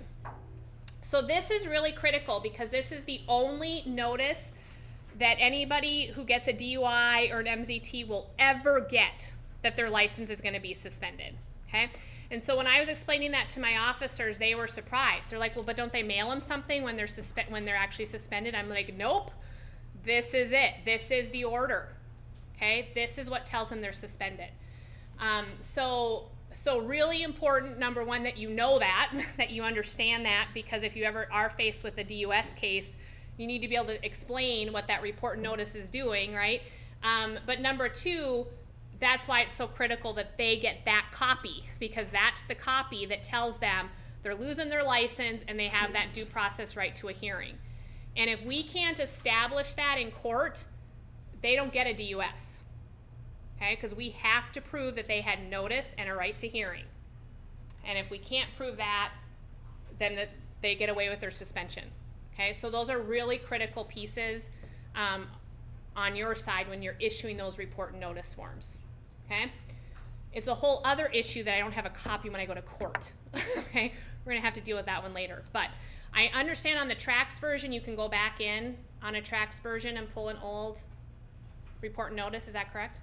So a little bit better luck on a Trax report and notice than the hard copies. But anyway, that's part of the reason I wanted to bring that up, because this is their only notice of the order suspending or revoking the driver privileges. Okay, that's it.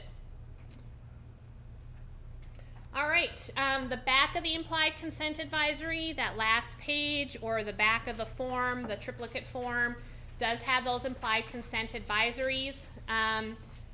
Those are consistent with the ones that have been in my PowerPoint presentation. So it talks about, advising you of the potential for revocation if you don't take the test, okay? We should have taken this out. We didn't. We should have taken this sentence out. Do you consent to take the test? That's not required. I mean, we just used to have, if you recall, that used to be in there that we'd say, do you understand? Do you consent? And we went through the whole thing about, we don't need to know that they understand. So the statute doesn't require that, so we took that out.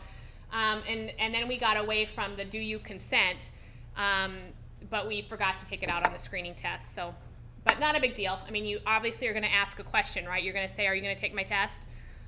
So just so you know that that's not a magic word or anything, it's just that would be the next logical thing to do, is ask them if they'll take the test, okay?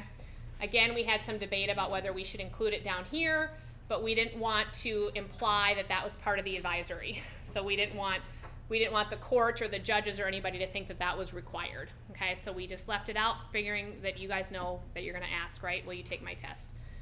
But those screening tests are both good, so if you have access to a report notice when you're doing a DUI investigation, you can just look on the back, and those advisories, fingers crossed, are going to be good, okay? Doesn't talk about the refusal at all because we don't care on the administrative side, okay? There is no requirement on the administrative side to do that extra word, the extra words, does that make sense? So that's not included on here. But if you want to go on then to the criminal side and they refuse, you would want to say again, do you understand that refusing is a crime under North Dakota law? Okay, but it's not required on the administrative side, so it's not included on the report and notice. Make sense? Okay. All right. So we have just, whenever I go and do these presentations, it's always very interesting to hear what you all have to say and the issues that you have with the administrative process. And so one of the goals we have is we want to try to demystify, some of that, some of the myths that are out there, try to explain the process a little bit and answer those questions that you might have. So we do have a bunch of commonly asked questions that I wanted to kind of address through this presentation. And then at the end, if you have additional questions, now would be a great time to talk about them. But the most common question that we get is, why are defense attorneys allowed to ask questions beyond those 3 or 4 issues that are supposed to be addressed in administrative hearings? So we know that hearings are about, did you have reasonable grounds, right, to stop, to believe they were DUI or APC? Did you have probable cause to arrest? Did you give them a test? What was the result? Or did they refuse, right? And it seems like defense attorneys are able to go well beyond that. They're mini trials, essentially, right? And so there's some frustration about that. And what you need to know is that the Supreme Court has essentially interpreted the statute to allow defense attorneys to inquire into any issue that may impact those issues to be proven at the hearing. So when we're talking about the basis for your stop, like, why are we talking about that? That's not one of the issues. But it is it's a due process concern that adds to whether or not you had the right to investigate them, whether or not you had the right to make the stop. And so they've said, yes, we're going to allow them to inquire into the stop to make sure that there was due process and that you didn't violate the Constitution when you made that traffic stop. So that's an example. So this includes whether the stop was based on reasonable suspicion, whether the FSTs were administered correctly, and whether they should be considered in establishing probable cause, and then whether the chemical tests were administered in accordance with the approved method, right? So those are all things that you get grilled on and get questioned about, and that's because we need to make sure that that evidence was obtained accurately. This is a due process hearing, okay? I mean, the purpose of the hearing is you can't take someone's license without due process. And due process means that their constitutional rights have not been violated, and that you've complied with the statutes, okay? So that's why they're allowed to get into those things. So anything that touches on those 4 issues to be addressed is fair game at these hearings. Additional issues that might be explored include whether a driver was afforded their limited statutory right to counsel or whether they were denied an independent test. So these are things, right? We know that it's not one of the 4 questions, but we also know that if you did not let them talk to an attorney, that's going to be an issue at that hearing. And we're going to have to address why, because they have a due process right under our statutes to contact an attorney. Excuse me? Or attempt to, correct, yep. Given a reasonable opportunity to consult with counsel, okay? So that's why. I mean, that's why these hearings seem to be broader than the scope that you think they should be. And it's primarily because the Supreme Court has said all of these issues are relevant. These are all due process issues and considerations to consider when determining whether to take someone's license from them. And so that's why. The unfortunate thing is, most of you don't have a prosecutor there with you, and so you can't object on your own behalf. And sometimes I hear stories about the scope going beyond getting personal. Even I've heard some pretty bad stories about that, and that's unfortunate. I mean, those are in my opinion maybe hearing officers that aren't controlling the process very well. But we don't want that. Most of the time it goes pretty well. I think you would agree most of the time they're okay. And they really do make an impact. I just had a case that the administrative hearing got dismissed because the hearing officer couldn't get it scheduled in time. One of those. Had nothing to do with the report notice or the officer, or we didn't even have a hearing, he just couldn't get it scheduled. And the defendant signed a Rule 43, was going to plead guilty. Before the court could approve it, he said he wanted to withdraw his guilty plea because he didn't lose his license. He really didn't want to lose his license, and he was willing to go to trial now to not lose his license. And he was allowed to withdraw his guilty plea. So that is an example of, had he lost his license, and he would have, if we'd had that administrative hearing, he would have pled guilty right away and it would have been done. And so it does matter. It does make a difference to these drivers. Losing their license is probably a bigger punishment than paying a fine for most of them. And that's the piece that they want to protect. So having these administrative hearings that happen quickly and have swift results for them really do, I think, make a bigger impact than sometimes you realize, because it does impact the entire process. So it's worthwhile, and I know that there are some frustrations out there, but we do win over 90% of these. We haven't lately because of vegan, but that's a blip in the radar.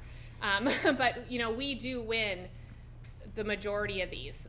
So I think the horror stories are few and far between. Okay, and the more you do these, I think if you talk to the officers that have more experience, the more you do these, the more comfortable you become with the process. So sometimes it's just getting over those first couple, and then you're ready. Then you can deal with it. And that's part of what defense attorneys are doing too. They're testing you, and so part of it is pass the test, and they'll leave you alone. Can law enforcement have representation at an administrative hearing? Yes, the statute does allow a city prosecutor or a state's attorney to attend an administrative hearing. So they can act as an attorney, they can ask questions, object, present evidence, like they would as any prosecutor. So with that in mind, I know we keep talking about this at state's attorneys meetings, that we really are trying to get state's attorneys to be more engaged and wanting to be involved in these processes. Their problem is they don't get paid extra to go, and so they say that they're too busy. But they also say if you really have concerns about a case, you should discuss it with them, talk to them. They might try to attend. I think we have, the Bismarck city prosecutors are starting to go more often. So I do think that if you engage with your prosecutors and talk to them and, express what you need and want, I think some of them might be more receptive than you think, and you might get some more help with those administrative hearings. You can also call me. I can kind of give limited advice to going into those. Okay, so if you are having questions or concerns, you certainly can reach out to me about you know, I can give what advice I can, okay, about those hearings. Why can't law enforcement object to defense attorneys' questions at administrative hearings? Because you are not attorneys. So unfortunately, if you were to object and try to, you know, make argument, you would be engaging in the unlicensed practice of law, which you would not want to get in trouble for. So that's why you're not. You're a witness. It's the department is bringing this action. You are just a witness, okay? So I know that we feel more invested than that, but that really is the process. It's the department saying, I'm going to, you know, we want to take your license. They're calling you as a witness to help establish the facts. And that's why you're not able to make argument or object and do those things. Why can't law enforcement appeal on adverse decision from a hearing officer? The statute states that only the person whose license or privilege to drive has been suspended, revoked, or denied has the right to appeal. So we don't lose anything, right? It's the person who, it's the petitioner, it's the person who's going to lose their license. They're the only ones that can appeal a decision, okay? We cannot. So if they appeal and there's an adverse decision out of the district court, so when they appeal to the district court. The district court just reviews the record, right? There's no new hearing. You're not called in to give new testimony. They just review the record and then issue a written decision. The state does have the right to appeal those decisions. Okay? So the Attorney General's office does review those, and when there are adverse decisions, they decide whether that's a case they want to appeal. So that's how some of those cases get up to the Supreme Court, is the driver appealed, the department gets an adverse decision, and then the department can appeal from there. But if we lose out of the gate, if they say no license suspension, that's the end of it, okay? There is no appeal process for the state. What is the level of proof at an administrative hearing? The standard of proof at an administrative hearing is preponderance of the evidence. These are civil hearings. They're not criminal hearings. It's not proof beyond a reasonable doubt. It is a preponderance of the evidence. So that's a pretty low standard, which, you know, we wish worked in our favor more often than it does, right? But it is a lower standard than that proof beyond a reasonable doubt at the criminal stage. Why can't I get consent to take a chemical test without having to read the implied consent advisory? You know, the law has changed since this question was being asked, but because we had this statute that basically said if you don't read the advisory, you can't use the test. So it was a statutory limitation on consent, okay? So even though consent is an exception to the warrant requirement, and we used to be able to do that, when the legislature added that provision in there that said if you don't read the advisory, you can't use the test, and now you can't use the refusal, that is why you can't just flat out get consent, okay? You have to read that advisory. Now we fixed a little bit, you probably can now, right? If they consent, we're good, okay? Even if you didn't read the advisory. Why can't I get consent for a blood or urine test? You can, okay? So that question was asked earlier. You can, if they consent to that test and you can get it, great. The only limitation is those medical facilities that some won't do it without a warrant. I hear some won't do it at all. Isn't Bismarck one of those, in fact, that they won't, even with a warrant, won't get involved? So those are limitations by the medical facilities that don't know what they're doing either. They don't understand. And really, this has just been a good excuse for them to say we're out of this, okay? Because they don't want to have to tie up their resources and their personnel to help us gather our evidence. So they're using this as an out. Does the implied consent advisory need to be read word for word, or can it be summarized? Again, we are recommending it be read word for word, but as long as the advisory is provided in a manner that substantially complies with the statutory requirement, that should be sufficient. So we're recommending the word for word just so we can avoid those challenges, but as long as you are giving the accurate, and like if you really just can't find a card that day, right, the big thing is to say, I have to inform you under North Dakota law, you're required to take a test, and if you don't take it, refusal to take it, you can lose your license for a minimum of 180 days and up to 3 years. I mean, that's the important information to relay with that advisory. Can any officer observe an administrative hearing? Yes. Okay, so if you have training officers, you can have them go to anybody else's administrative hearing and observe. Okay, they are public hearings, and as long as they're not testifying or being disruptive or whatever, there's no reason anybody can't be there and observe. Okay, so certainly you can go yourself if you want to get more experience, or you can send new officers so they can observe them, but no limitation on who can attend those hearings. When a driver refuses testing, why don't we seize their driver's license?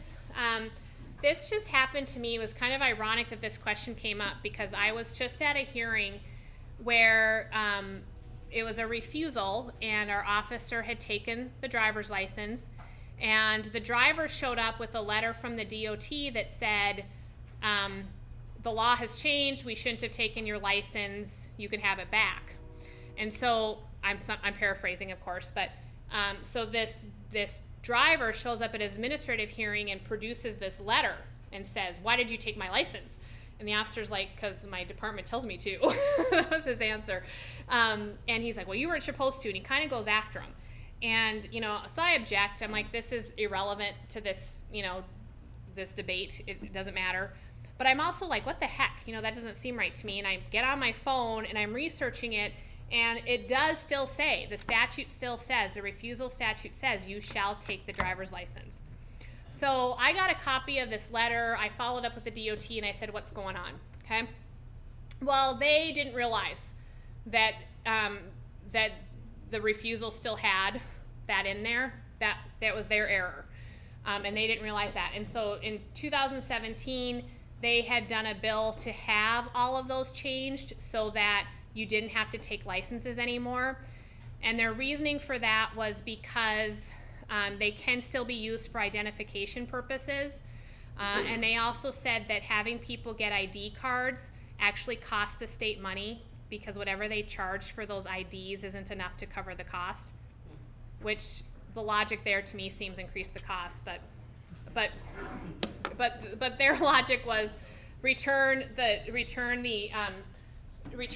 driver's license to them. So they thought that all of the statutes had been cleaned up and the refusal one had not. Okay, so now that they know that, their goal is to clean it up in the next legislative session so that it's going to be changed to say you don't take it.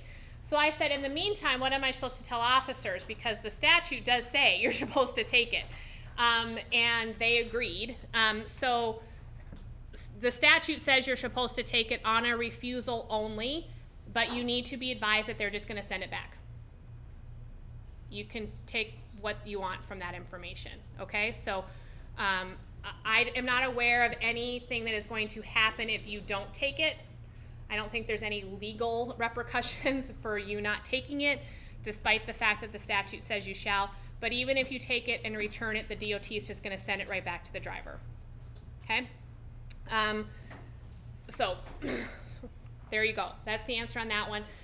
2021, the goal is to change it so that you won't, it'll just, all of them will say they can keep their license, okay? All right, so I also wanted to briefly plug the TSRP webpage. So if you go to NDSAA, North Dakota State's Attorney Association.org, I don't know if my computer will click to it or not, but there's a bunch of, windows at the top. The last one is the TSRP page. You can click on that. There's a username, TSRP, password TSRP. And in there is NHTSA manuals, training videos, interesting articles, memos that I've put out when law enforcement have questions. Those memos are out there. Stuff about the implied consent. This video will be on there. The old video, which we probably should take down. All of that stuff is there for you. We are currently in the process of working on a video series. We want to be doing videos to help all of you. So we're starting with kind of the basics. We're going to do some field sobriety test videos that just show those tests being administered and kind of talk through what the process is. We thought these would be good refreshers for you so that when you're even in your squad on a slow night, you can pull it up and kind of refresh your memory about, you know, the NHTSA requirements for those field sobriety tests. So when you're testifying, you can go look at those quickly and remember what you're supposed to do and what you're supposed to say, so that you can get more and more comfortable with using those field sobriety tests. We're going to start there. From there, we're going to do some, you know, administrative hearing videos so you can see administrative hearings and go and watch and see what happens and how they work. Any suggestions you have, we're open to those. We also want to do some like actual in the field, you know, talking to a driver after you've made a traffic stop and how to approach a driver and, you know, different ways to get them to give you information and things like that. So we want to keep making this website very useful, okay, to use. So I'm always interested in feedback if you have suggestions for things you'd like to see, or, you know, ways that would be easier to navigate, whatever. Give me that information and we'll do what we can, so we can make this a good resource for all of you. I think that was it. Here's my information and Erin's information, so please feel free to reach out to us. Are there questions? Anything I didn't cover that I need to cover, or just questions in general you have about the administrative process or DUI law? Do you feel ready to implement the new law, the new requirements? All right, then thank you very much.